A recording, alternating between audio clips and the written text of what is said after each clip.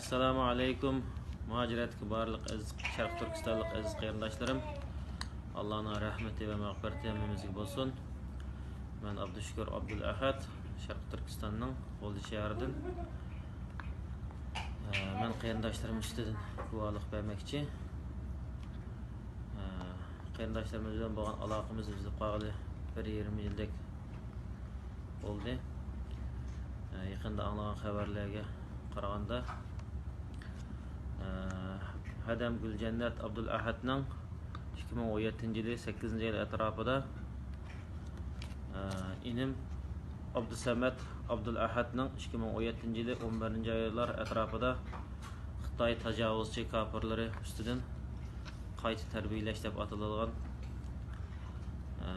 yig'ilish lagerlariga va yoki qamoqlarga solanganligidan xabar topdik. Allah qarindoshlarimizga osonlik ato qilsin. Bu xabardan anglab ko'nglim to'limi yerim bo'ldi. Allohdan shu qarindoshlarimga zolimning zulmini chekayotgan barcha aziz qarindoshlarimga osonlik tilayman. Allah qarindoshlarimizni o'z panohida saqlasin.